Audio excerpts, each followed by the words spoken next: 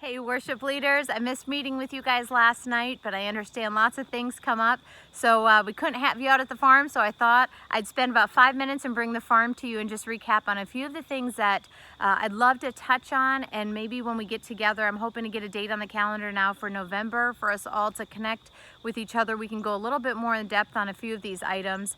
But I wanted to get them already in your thoughts and for the planning that you have as we are really approaching Advent, which is crazy to actually think of, being that it's only October, but we plan so far ahead. So I wanted to get a few things on your mind. So along with this video, and I'm going to keep it as briefly as I can, maybe just 5 to 8 minutes. With this video, I'm going to send along a couple other great videos that talk, that will touch on some of these points that I wanted to bring up. So anyway, thanks for tuning in, and make sure that you mark your calendars for our all-church gathering, November 8th. It's going to be great to worship together at that service, and it's going to be a fantastic time of just celebrating as a church family together what the Lord is doing, and really jumping on board as a church family with the vision for this year of igniting compassion, and also kind of updates on the Ignite legacy. So we're really excited about that. So we hope that you're planning on being there. Pastor Rob Strong, as many of you know, is going to be our keynote speaker, and it's just going to be an amazing night. So please mark your calendars. You and your families coming out for a Friday, November 8th for our all-church gathering. If you did not get to be in services and catch the October 13th Vision Sunday, make sure to do that. It is absolutely imperative that you as leaders in our community, and probably the most visible leaders in our campuses for sure as well, from the stage, you are carrying the mantle of this, and you are people that are going to have a lot of people come up to you and approach you about questions with what is the next 5 to 10 years look like at Walnut Hill, and why. So we're hoping that you guys are carrying the mantle for that. If you did not get to see the message, make sure to tune in online for the October 13th vision message that Adam, Brian, and Craig had presented. So grab that. All right, so a couple quick highlights that I wanted to talk about in our meeting, and like I said, we'll go into more depth when we meet next time, but I wanted to get them on your radar. Playback 2.0, we talked about it at our last meeting. We've launched it at most of our campuses. Soon coming in the Valley, Sam, so hang on. Once we get our digital board there, we're gonna be able to launch that there. But Playback has been a really fantastic tool. It's taken our sound to a whole nother level in our campuses. Make sure to communicate volume levels with your tech person. It's going to be very important that the master volume, you can change that between songs. Some of the tracks are have really bright forward tracks in them, and other ones have more quieter droning tracks, like Tremble is a very soft track, but Your Grace is Enough has a really loud track. And so work on the volume levels, and always be checking in with your sound guy and your other musicians if you're the one operating playback. And secondly, just keep in mind that our playback tracks, they should be mild enhancers, but they should not be replacing band members. So if you don't have an electric player, you don't want a driving electric. You don't want to keep the driving electric pad in there. What you want to do is maybe have some of the ambient pad sounds of the other electrics in there. It's always great if you're an acoustic player and you have a small band, put that second acoustic in there if there's a second acoustic track. If you don't have a piano player or a keys player on stage, you don't want a leading out piano part on it, but maybe some of the keypads or organ tones that come underneath can be really helpful for you with your smaller set. Again, there's great percussion tracks, shaker tracks, some cool loops in there, but if you don't have a drummer, you don't want to keep your drum track in. Maybe put your shaker or your percussion tracks in there just to be a little bit of an emphasis. So again, our tracks are not replacing band members as much as they're helping enhance the sound, the overall sound. So we don't want it to sound hokey. We want it to just sound a little more full than what's actually on our stage. So it's going to be there to assist us and enhance us, but not necessarily replace instruments. So let me know if you guys have any questions about that. But playback's going great. Second thing I wanted to touch on is team excellence, and this is consistency in our song selections. Every once in a while, I jump back, I check out what sets are going on at all the different campuses, and every once in a while, I'll see 8 weeks in a row with no songs that overlap. And that shouldn't be happening. Make sure that when you're planning your set, you go into the matrix setting. And if you need help with any of this, I'm more than happy to show you how to do it. You hit the matrix setting. I do a 10-week look back. You could do an 8 to 10-week look back. And 3 to 4 of your songs should be pulled from those previous 8 weeks. And then if you're putting a new song in, you should only have one of those new songs. Remember that our top 40 has 12 brand new songs on it. So we don't want to be doing 3 and 4 new songs every single week. Make sure to do your look back.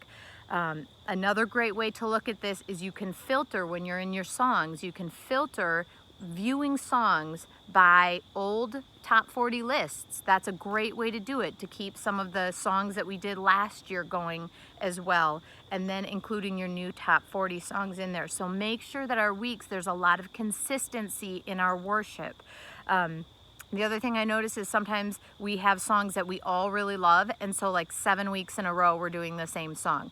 Probably not a good idea. Let's do it 3 weeks in a row, maybe take a week off, and then do it another 2 weeks in a row, take a week off, another 2 weeks, that kind. And you'll get the feel of how songs are being put in if you're doing an 8 to 10 week look back. So make sure you're doing that and you're not just selecting songs that you really love. All right, continuing on as the sun is setting, so I need to hurry this up.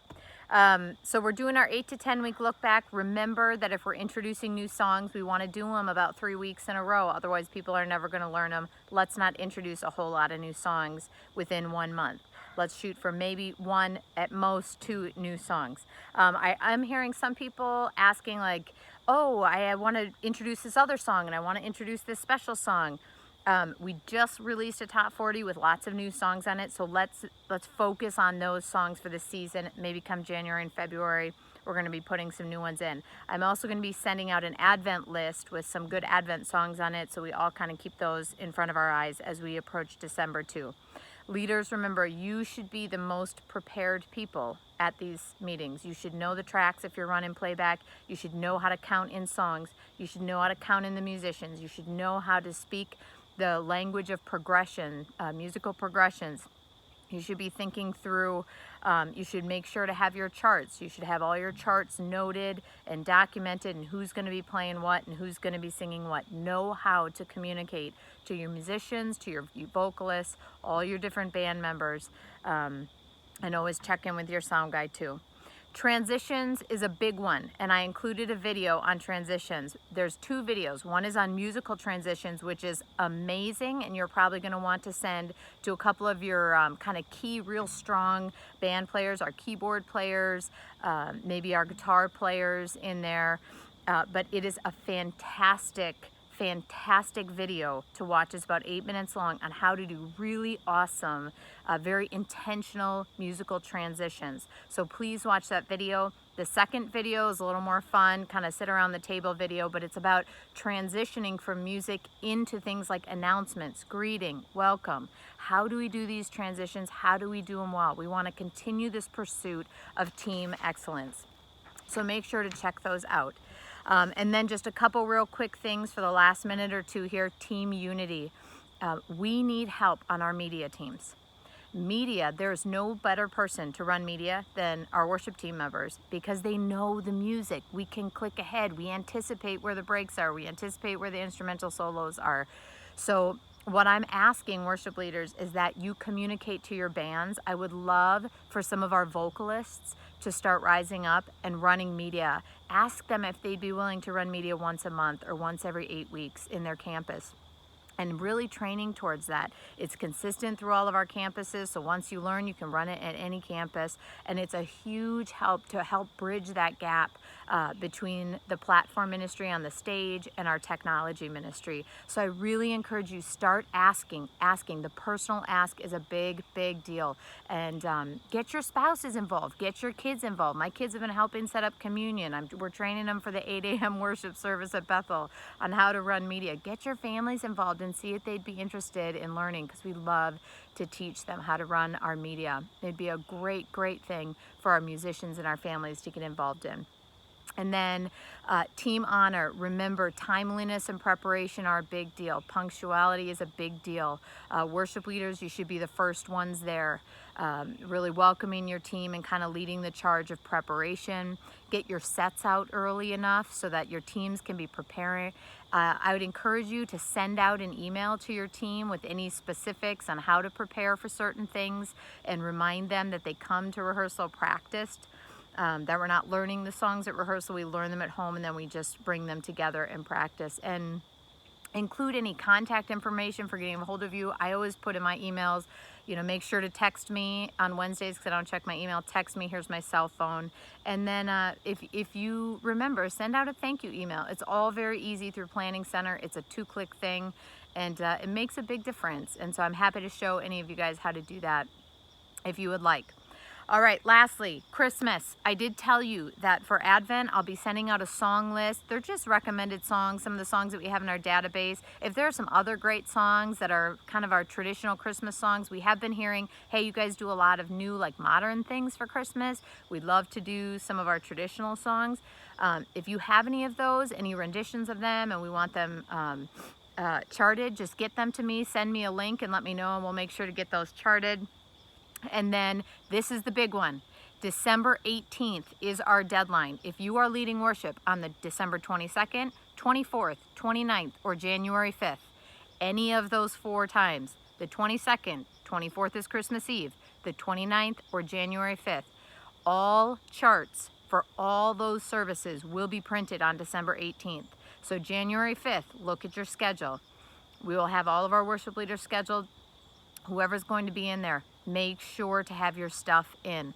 Your songs in, your flows in, any notes, be thinking about it, because we are printing all flows, because we do not want to come in on Christmas Eve and have to print things for the following 2 Sundays. 22nd, 24th, 29th, or the 5th. If you are scheduled, and I'm sure you guys are scheduled everywhere, in multiple services, make sure to get your sets in. That's requiring you, if you're on January 5th, to put your set in almost 3 weeks early. So just be thinking about that. I'll be sending out reminders to you about it, and let me know if you guys have any questions. All right, thank you so much for watching this video, and make sure to watch the videos on transitions. They are fantastic videos, and let's look forward to a date that hopefully we can all get on the calendar in November to connect. All right, have an awesome night.